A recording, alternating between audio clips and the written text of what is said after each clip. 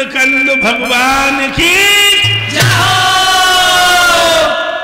क्या बात है भक्तों, भगवान का जयकरा भी बोलने में बहुत सुस्ती बरत रहे हो।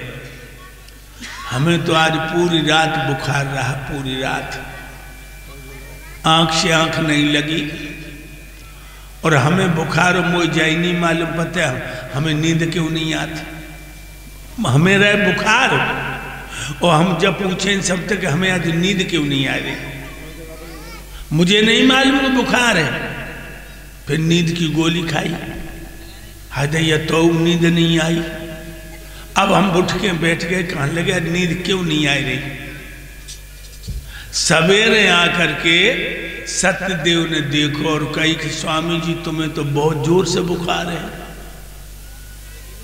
तब हमने जानी कि हमें बुखार है।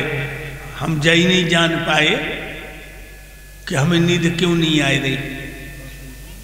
और लोगों, एक सूखी रोटी खाइए, सूखी, घी नहीं, क्योंकि हमें जुकाम है बहुत जोर, और जुकाम में दूध, मक्खन, घी बड़ा नुकसान करता है। लेकिन यादवन सरकार भगवान कन्हैया की कृपा है कि हमें बोलने की थोड़ी शक्ति दे दी है। और तुम लोग जयकरा बोलने में सुस्ती बरतते हो तो बड़ा कष्ट होता है। आप लोग सोचते होंगे जयकरा से क्या हो जाता है। जिस तरह सूखी घास में आग की चिंगारी डाल दो तो सारी घास को जला के राख कर देती है, इसी तरह जो हमारे आपके हृदय में को विचार हैं भगवान के जयकरा से सब जल के भस्म हो जाते हैं और हृदय रूपी आंगन बड़ा पावन हो जाता है।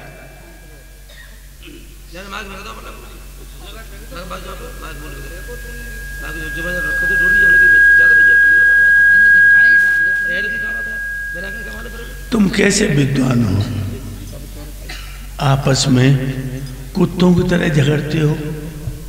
विद्वान कहीं लड़ता है नहीं,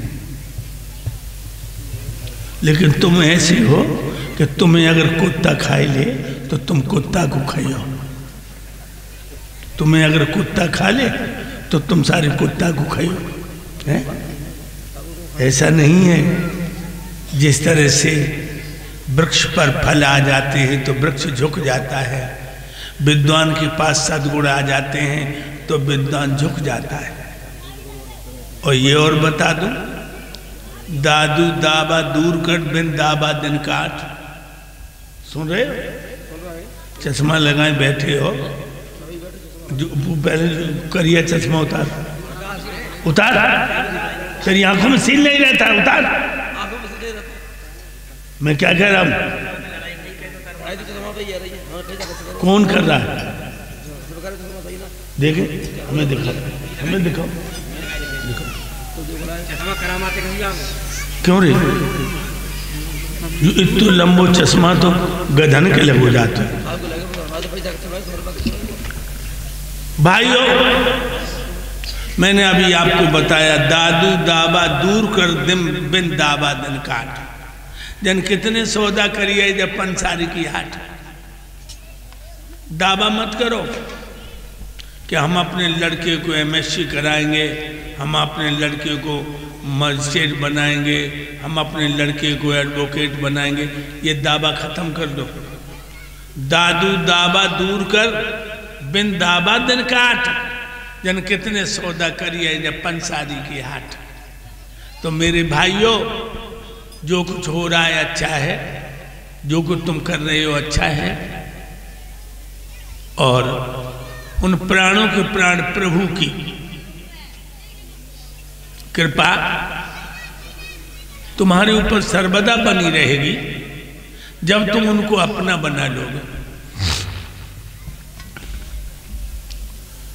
आपको बता रहा हूं मैं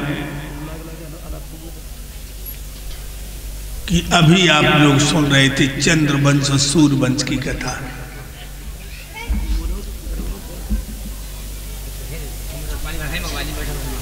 महात्मा क्या है,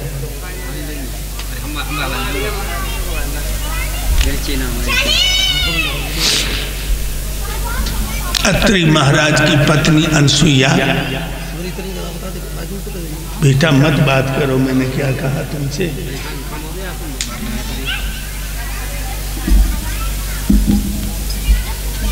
मैंने आपको बताया अत्रि महाराज की प्राण प्यारी दुल्हन अनसुईया ने 3 पुत्रों को जन्म दिया।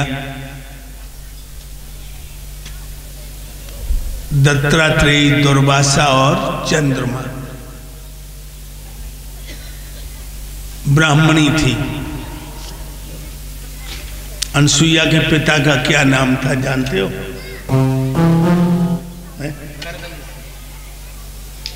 ये तो जानते हो। अनसुईया के पिता कर्दम ऋषि थे, ब्राह्मणों के पुत्र थे ये। उन्हीं की बिटिया थी जो अत्रि महाराज को ब्याही थी। 3 पुत्रों को जन्म देती है अनसुईया। सबसे छोटा चंद्रमा है जो अत्रि महाराज का प्यारा है।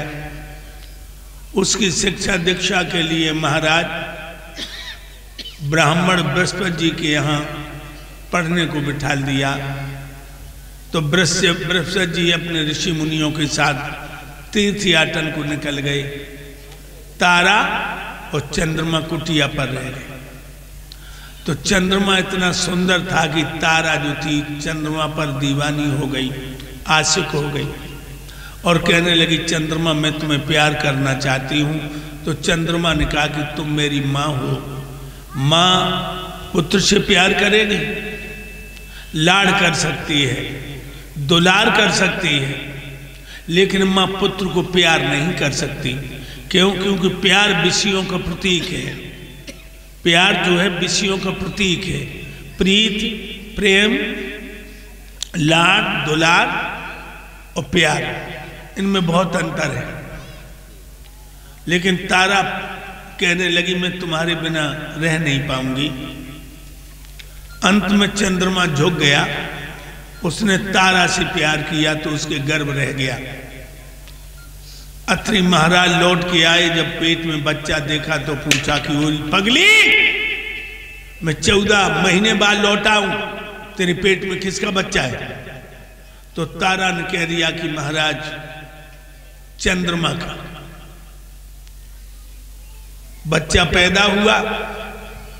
वीर प्रधान होता इसलिए वो बच्चा चंद्रमा को दे दिया, जिसका नाम पड़ा बुध।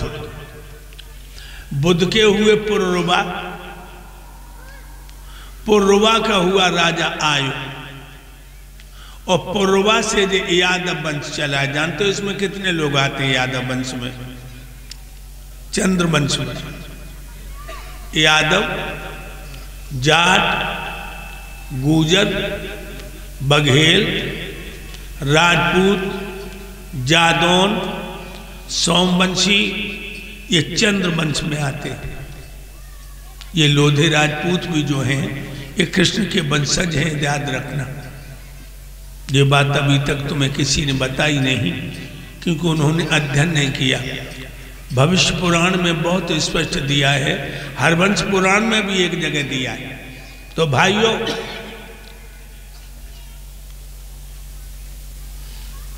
बुध के हुए पुरुरवा, पुरुरवा का हुआ राजा आयु। राजा आयु के लिए भृगवंशी कन्या ब्राह्मणों की लड़की प्रभा भी आई थी।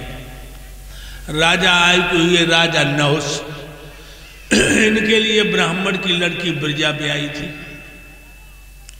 और राजा नहुस के हुए राजा यात, इनके लिए शुक्राचार्य की लड़की देवयानी भी आई थी। एक बात और बताऊं, ये यादव राजपूत, इनकी मां तो रही है ब्राह्मणी और पिता छत्री। पिता छत्री रहा। जब देवयानी के 2 पुत्र हुए, यदु और तुर्वश, तो तुर्वश से तुर्क वंश चला। जो मुसलमान लोग हैं ये तुर्वश तुर्क वंश के, और यदु से यदुवंश चला।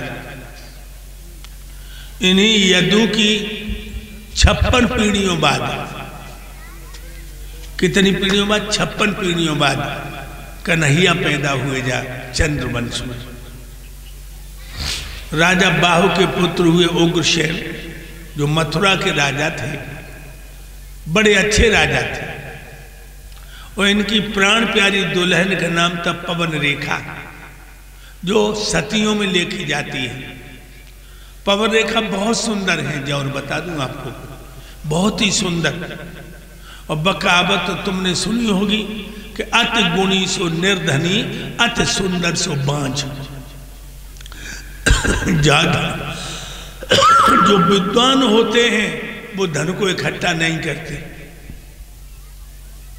ज्यादा विद्वान जो होते हैं धन के आयोजन में नहीं पड़ते। और हमारे जो पंडित जी बैठे हैं, ये जो अब कथा कह रहे थे, ये तो पैसा के लाए भूखे ही रहते, हमेशा जी कम तृप्त नहीं होते।